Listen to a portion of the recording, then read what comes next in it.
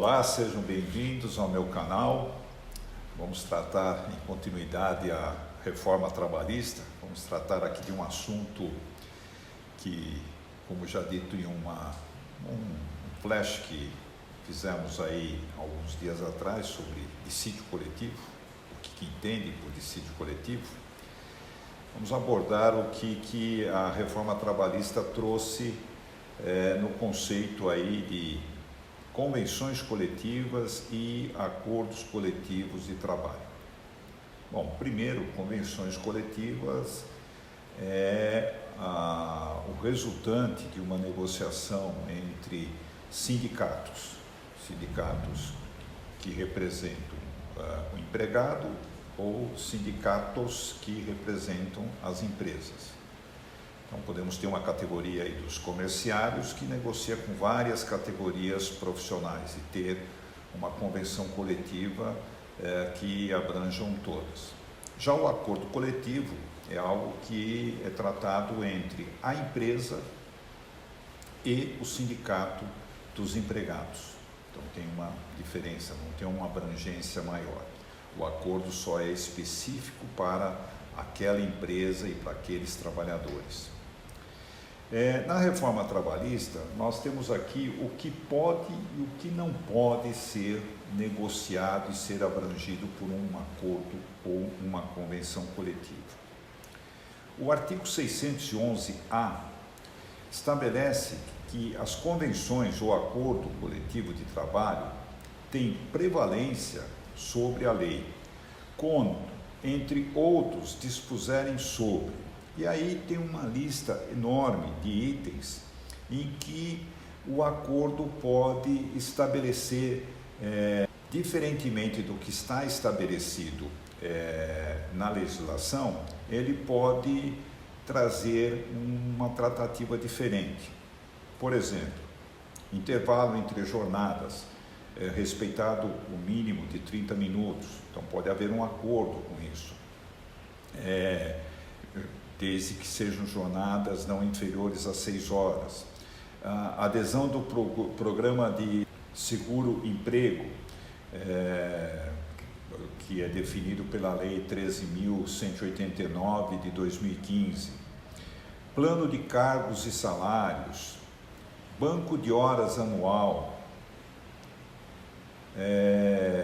pacto quanto à jornada de trabalho, regulamentos empresarial, teletrabalho tão utilizado agora, remuneração por produtividade, troca de dia de feriado, um feriado que caia numa terça-feira, pode ser um acordo estabelecer para que ele seja comemorado numa segunda-feira,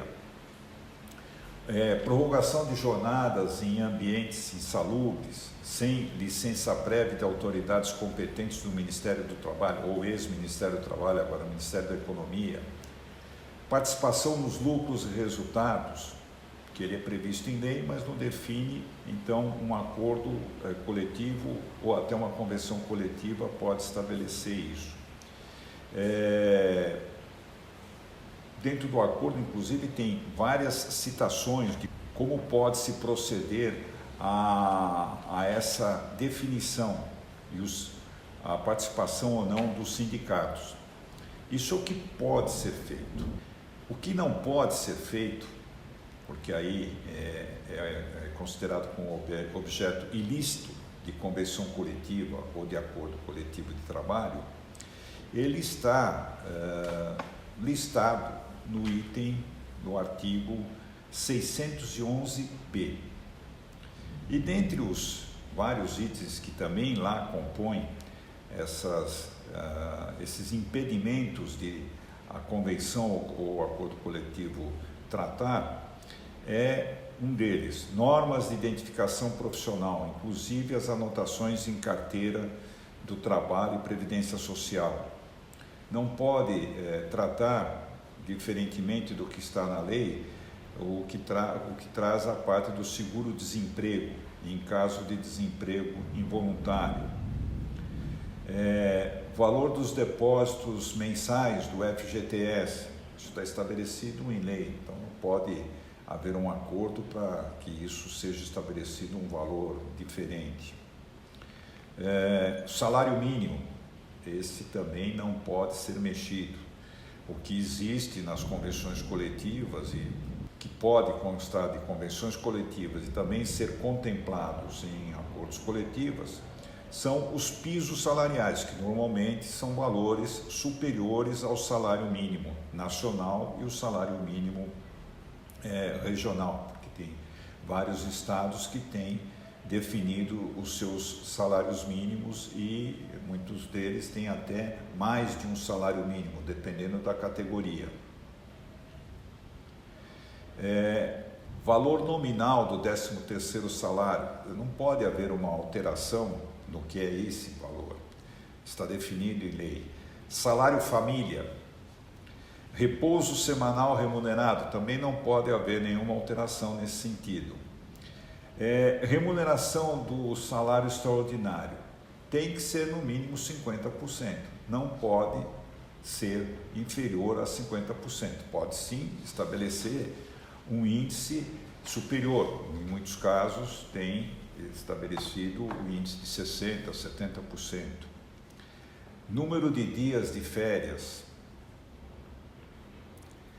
gozo de férias anuais, aí entra a parte de licença maternidade, licença paternidade, proteção ao mercado de trabalho da mulher, aviso prévio proporcional ao tempo de serviço, toda a parte de normas que trazem a parte de saúde, higiene e segurança do trabalho, toda aquela parte de NRs que já foram mencionadas em vídeos anteriores.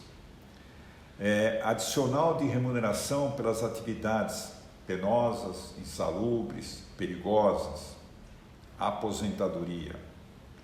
Seguro contra acidente do trabalho, esse é um tema, inclusive, muito interessante, porque traz muitas dores de cabeça para as empresas. Medidas de proteção legal de crianças e adolescentes, a igualdade de direitos do trabalhador, a igualdade na parte em relação a sexo e outras condições mais que hoje tem definido em lei e que não pode ser abordado em convenção coletiva. Direito de greve, isso também está definido em lei e não pode estar estabelecido em convenção ou acordo. E tributos de uma forma geral. Então, esses dois artigos, eles trouxeram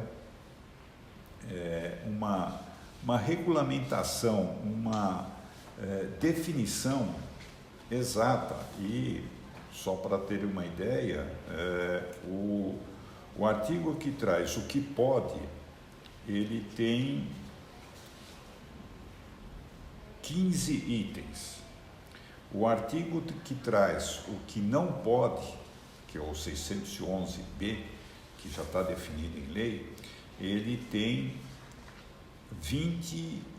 30 itens. Ele tem 30 itens. Então, é interessante tomar conhecimento desses pontos que podem ou não podem, para que numa eventual negociação que a empresa faça de um acordo coletivo com o sindicato dos empregados, não cometa nenhuma irregularidade, que em havendo esse tipo de irregularidade o documento pode se tornar nulo por completo, ou aquela cláusula, aquele item ser anulado.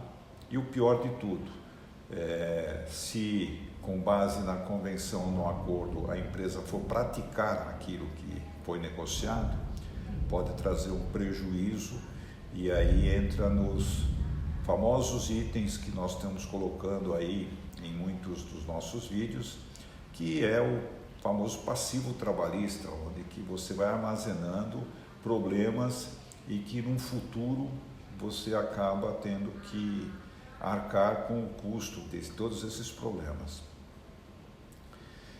Em termos de convenção coletiva e acordo coletivo, era isso que eu tinha para trazer. Estaremos abordando e trazendo a título de um exemplo uma convenção coletiva e discutindo essa convenção coletiva num vídeo para terem ideia do que é esse documento, que nada mais é do que um contrato coletivo, é um complemento ao que tem na legislação trabalhista. Espero ter atendido a expectativa com relação a esse tema. Fico à disposição de todos nos meus meios de informação. Continuem mandando perguntas, sugestões que estaremos respondendo, e as sugestões serão objeto de futuros novos vídeos. Mantenham-se conectados, porque através da conexão vocês acabam recebendo informações, alterações. Agradeço muito a atenção de todos e até breve.